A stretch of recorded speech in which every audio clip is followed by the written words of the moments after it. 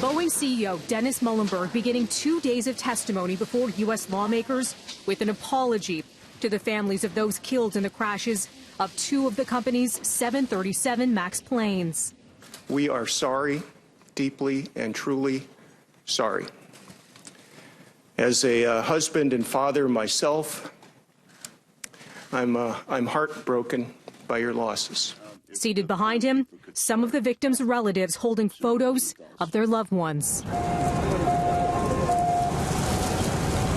Muhlenberg's appearance coming exactly 1 year after the Lion Air crash that killed 189 people. A ceremony marking the somber anniversary held Tuesday along the Java Sea, where the Indonesian airline flight went down.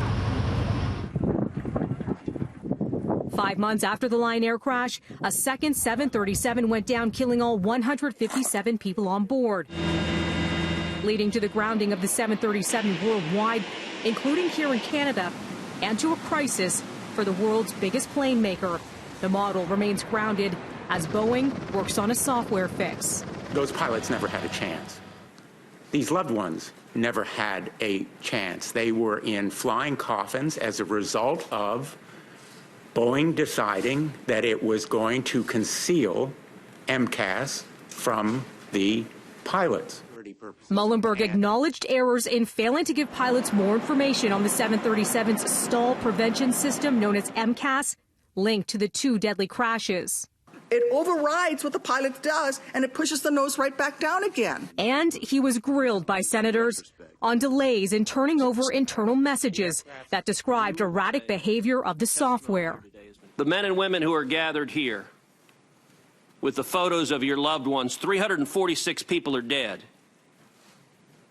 because what these chief pilots described as egregious and crazy, that's their language. That's Boeing's internal language in this exchange. How in the hell did nobody bring this to your attention in February when you produced this to the Department of Justice? How did you just read this a couple of weeks ago? I was made aware of the existence of this kind of document, this issue, as part of that discovery process in the investigation early in the year, as you pointed out.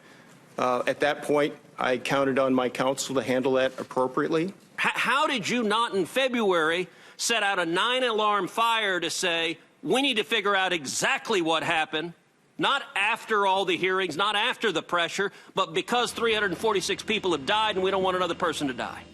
Reuters describing Tuesday's hearing as representing Boeing's broadest acceptance yet of responsibility that it made mistakes. Boeing CEO back before Congress on Wednesday.